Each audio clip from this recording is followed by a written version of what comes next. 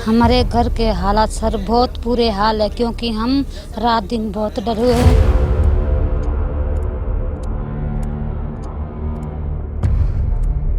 और हम यहाँ पे अब बहुत मजबूर, ना पानी है ना बिजली है और ना हम घरों में कुछ रह सकते हैं। हमारे को बहुत डर सर यहाँ पे।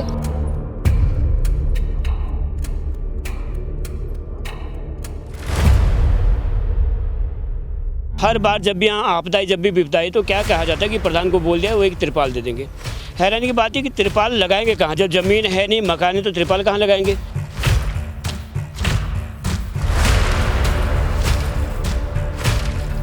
जिनको की रात को भी नींद नहीं आ रही सर, जैसे ही बारिश होती है तो हमें सर डर सताता है कहीं हम नदी में ना समा जाए, नीचे खड्ड में।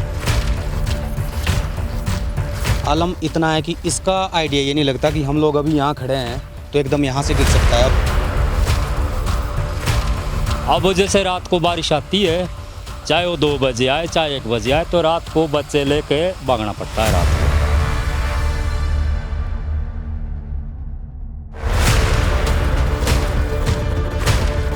नमस्कार, आप देख रहे हैं द समरी न्यूज़ हिमाचल। स्वागत आप सभी का। मैं हूं आपके साथ निहार शर्मा। खास खबर आपको दिखा रहे हैं। ये एक सवाल खड़ा हो रहा है कि क्या खत्म हो जाएगा सिरमौर का खतवाड़ गांव, क्योंकि लगातार कुछ सालों से इसकी जमीन जो है वो धंस रही है। लगातार ये गांव जमीन के अंदर धंसता जा रहा है। तस्वीरें आपको दिखा रहे हैं, ये पूरी रिपोर्ट देखिए। ये तस्वीरें सिरमौर जिला की बनौद पंचायत के खतवाड़ गाँव की है। गांव पिछले कुछ सालों से लगातार जमीन के अंदर धंसता जा रहा है। इस बार हुई भारी बरसात के कारण गांव में चारों तरफ तबाही देखने को मिल रही है, जो गांव के लिए डरावने संकेत दे रही है। इस गांव में करीब 20 से 25 परिवार रहते हैं, जो हर समय डर के साए में जीने को मजबूर है। गांव के हर घर में दरारें आ गई हैं और करीब आधा दर्जन मकान पूरी तरह से नष्ट हो चुके हैं। गांव के खिसकने की वजह से गांव के साथ लगती माइनों से मलबा गिरता जा रहा है।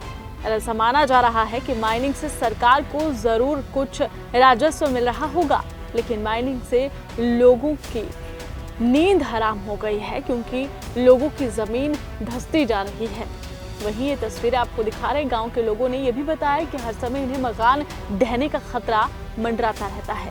रात को ये सो नहीं पाते, क्योंकि भारी बारिश के चलते गांव वालों में डर है। गांव वाले इन्हीं टूटे मकानों में रहने को मजबूर है। जाए भी तो कहां जाए, क्या कुछ इन लोगों का कहना है, देखिए।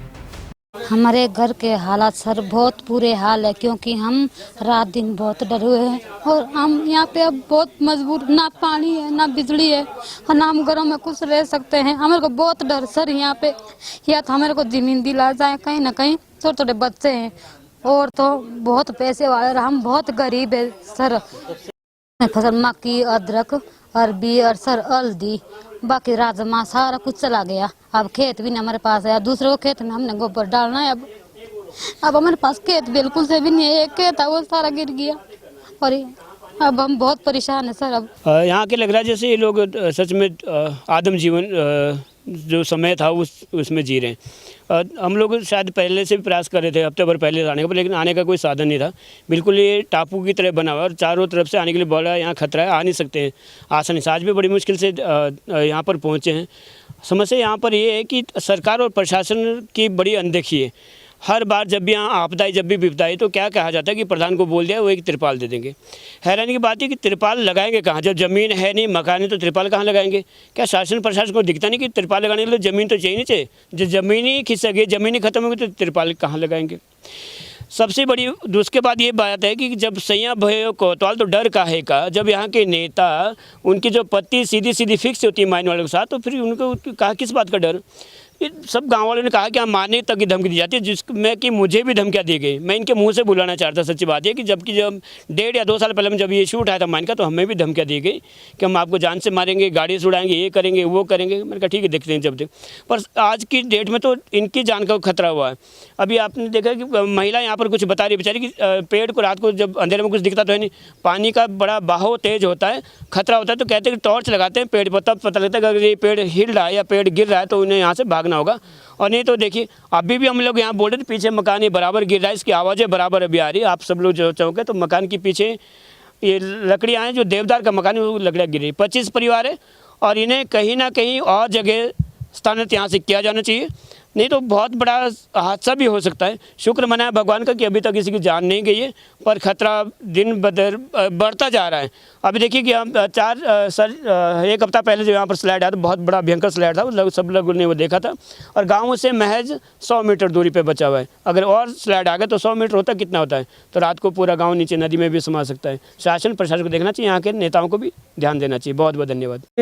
गांव में है 20-25 परिवार है जो बिल्कुल खतरे पे है सर, जिनको कि रात को भी नींद नहीं आ रही सर। जैसे ही बारिश होती है तो हमें सर डर सताता है कहीं हम नदी में ना समा जाए नीचे खड्ड में। और सर ये दिक्कत जो हमें खास कर आ रही है, ये मायने तो सर चल के कोई 35-40 साल हो गए हैं, लेकिन जब से इनका मलबा ऊपर से शुरू आना हुआ तब से सर खतरा ज़्यादा है हमको, क्योंकि ये सीधा खड्ड में डाल रहे हैं मलबा। अगर इन्हें बोलते हैं कुछ तो सर ये उल्टे सीधे हम पे आरोप जड़ देते हैं। कभी ये बोलते हैं कि पुलिस लाएंगे, कभी बोलते हैं कि तुमको पिटवाएंगे। किसी ठेकेदार ने तो यहाँ गुंडे भी पाल रखे हैं सर हमें पिटवाने के लिए। पर सर अगर हमारी ज़मीन या हम नहीं रहेंगे तो हम तो आवाज़ उठाएंगे सर, मर जाएंगे लेकिन अपनी ज़मीन बचा के रहेंगे सर। हमने पहले भी आवाज़ उठाई 2016-17 में, उस समय सर हमें डराया धमकाया गया और आज तो हमारे सर ज़िंदगी पे आँच आई है सर। गांव में तो हमारी ज़मीन तो बह गई और घर में दरारें आ गई सर। अब तो ये देख लो आप मौके पे सर, ये देखो इधर बिल्कुल खान नज़दीक आ चुकी है सर हमारे घर के। यहाँ से लगभग 150-200 मीटर होगा सर, इससे भी कम होगा सर। और यहाँ मेरी यहाँ ज़मीन है सर, ये ज़मीन है मेरी, और यहाँ मेरी छानी है जहाँ गाय बनती थी वो भी सर टूट चुकी है। अब छानी टूटने से सर अब मकान पे आँच आनी है मेरे सीधी ऊपर। अब सर आप मीडिया वालों से मेरी यही प्रार्थना है कि इस मुद्दे को आप आगे तक पहुंचाएं सर। आपको हाथ जोड़ के मेरी निवेदना है कि अब सर दरारें तो आपने अभी थोड़ी देर पहले भी देखी, अब आप ये स्लाइडिंग वाले पॉइंट पे भी आ चुके हैं। आलम इतना है कि इसका आइडिया ये नहीं लगता कि हम लोग अभी यहाँ खड़े हैं तो एकदम यहाँ से गिर सकता है। अभी परसों की मैं बात बताऊँगा, यहाँ मेरे वाइफ है, एक चाची जी है पड़ोस के, एक ये लड़की थी। 10 मिनट पहले वो घास निकाल रहे थे जिस जगह पे बड़े बड़े पेड़ खड़े थे। 5 मिनट वो थोड़े पीछे को हुए कि वो सारे पेड़, ये साथ लगती हुई मेरी ज़मीन है यहाँ पे, तो पेड़ ज़मीन वो सारा चला गया। अगर 5 मिनट वो वहाँ रुकते तो शायद कोई अनहोनी घटना घट सकती थी। आप नीचे देख पा रहे हैं, ये सबसे नीचे कल्याण सिंह जी का घर है, उसमें दरारें आ गई है।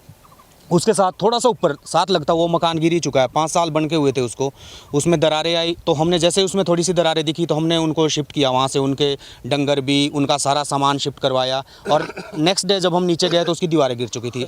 वजह हमें तो यही लगता है कि ये जो हमारा एरिया है ये बहुत पहले से भी बैठता जा रहा है।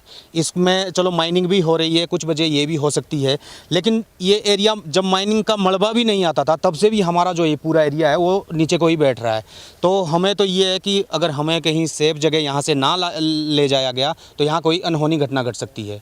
तो हमारी तो आपके माध्यम से प्रशासन से हम यही अपील करेंगे पूरे गांव वालों की तरफ से भी कि हमें कहीं सुरक्षित जगह पे ले जाया जाए, यहाँ से विस्थापित किया जाए। और ये जगह जो है बिल्कुल भी सेफ़ नहीं है रहने लायक सर। यहाँ जी 20-25 घर है जिनको ये स्लाइड का नुकसान डर है ना जी। और ये यहाँ से जहाँ हम खड़े हैं यहाँ से कम 50 फीट की जगह है। हमारे जो मकान है, गांव है, दूरी इतनी है और हमको बार बार खतरा है। और बारिश होती है तो हम रात को भी नहीं सो सकते, बैठना पड़ता है। और हमारी जी यही मांग है कि हमारा कहीं व्यवस्था की जाए। तो जाते समय मेरे सामने गया हुआ ही है। और जो हमारा खेत है, मुकाम छोड़ कर सारी ज़मीन पे दरारें आ चुकी है। अब जैसे रात को बारिश आती है, चाहे वो 2 बजे आए चाहे 1 बजे आए, तो रात को बच्चे लेके भागना पड़ता है रात को। और हमें अब तो बहुत डर लगा हुआ है। और जैसे ही हमारे भाई लोग इधर व्यस्त हैं ऊपर को, उनको तो आप देख ही रहे हैं कितना मुसीबत में पड़े हुए हैं ये लोग भी। तो हम चाहते हैं कि सरकार से हाथ जोड़कर विनती करते हैं कि हमारी थोड़ी मदद करें, हमें ज़मीन दी जाए। और मैंने सरकार जाने चला या ना चलाएं से हमारी कोई आपत्ति नहीं है। हमें सिर्फ आपत्ति है अपनी कि हमें सुरक्षितता मिल जाए, गांव सुरक्षित रह जाएं। तो और जैसे हमारा पानी है, आज हमारा पानी नहीं है पीने के लिए, डंगर के लिए भी नहीं है पानी, चलने के लिए हमारा रास्ता नहीं है। ये आप देख ही रहे हैं, खुद आप आए हैं पत्रकार लोग, हमारा आप लोगों का बहुत बड़ा बड़ा धन्यवाद करते हैं जिन्होंने हमारा दुख को समझा। और आज तक हमारी सुनाई ना तो गवर्नमेंट दे रही है, कुछ नहीं कर रही सर। जब से भी सर ये महीने चली है, जो कि महीनों वालों को हम बोलते हैं कि यहाँ पर मलबा मत डालना है, 2 मशीन यहाँ पर चली हुई है। हम दरारें नहीं, हम ख़त्म हो रखे सर, हम कहीं नहीं जा सकते। अगर हम माइन वालों को बोलते हैं तो हमारे को मारते हैं, धक्के मारते हैं। द समय न्यूज़ हिमाचल के लिए नाहन से देवेंद्र वर्मा की रिपोर्ट।